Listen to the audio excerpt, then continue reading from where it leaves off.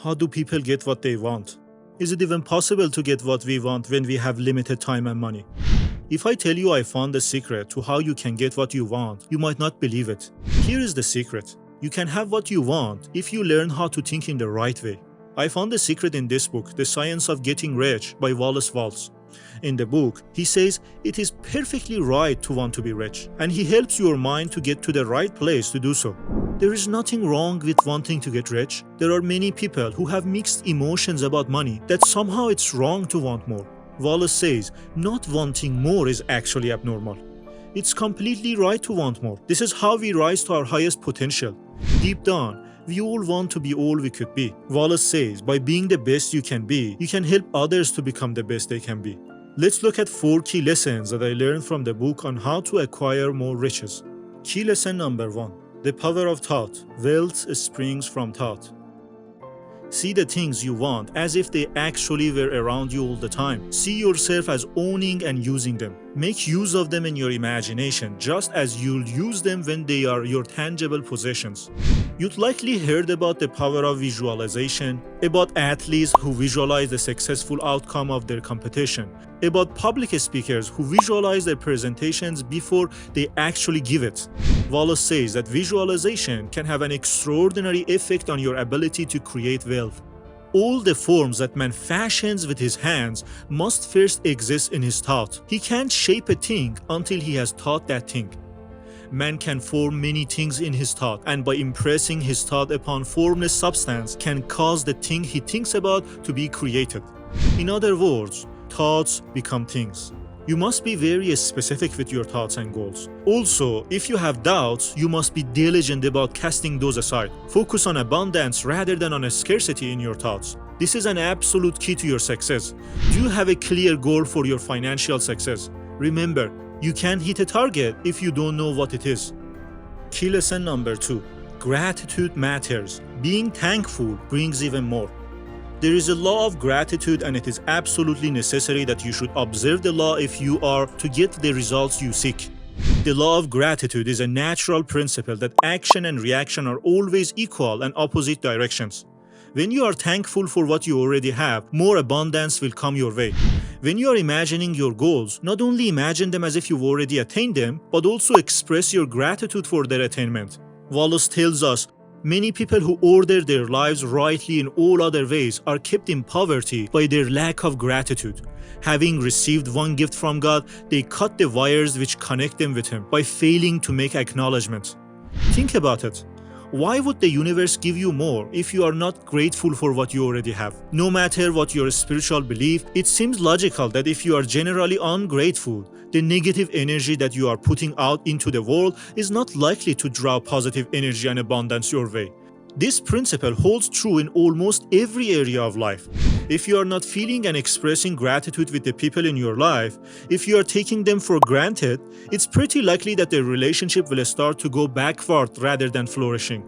Wallace says, the moment you permit your mind to dwell with dissatisfaction upon things as they are, you begin to lose ground. We have 2 choices here. We can either raise our positive vibrations through the expression of gratitude, or we can allow our vibrations to lower into negativity, scarcity, and unhappiness. Key lesson number 3. Focus on the present. Now is where you find riches. By thought, you can cause the gold in the heart of mountains to be impelled towards you, but it will not mine itself or find itself, coin itself, and come rolling around the road seeking its way to your pocket. Wouldn't we all love that gold rolling around the road and somehow flinging itself directly to our pocket? But that's not how it works. Even though thought is creative power, you must take action. Thought alone will not create success. Earlier we said that thoughts become things, but for that to happen, we have to take action. Once we can see our target with clarity, it's time to get down to business and start creating some clear roadmaps and daily action steps that will get us to our goals. Whatever your action is to be, it is evident that you must act now. You can't act in the past. Let the past go. You can act in the future, for the future is not here yet. When your mind either dwelling in the past or dreaming of the future, you are not giving full attention to the present moment, which is the only place where things can actually happen. Take action right where you are. don't wait until conditions are perfect.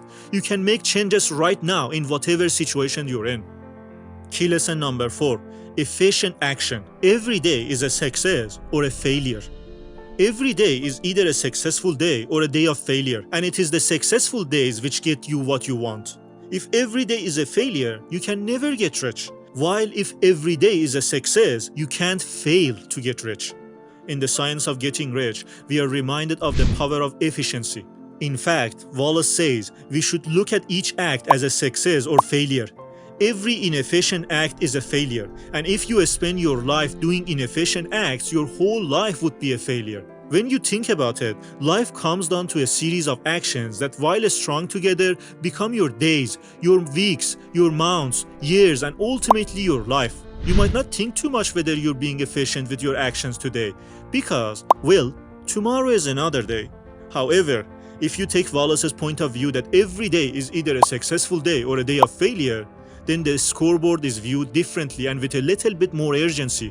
At the end of each day, ask yourself, was today a success or was it a failure?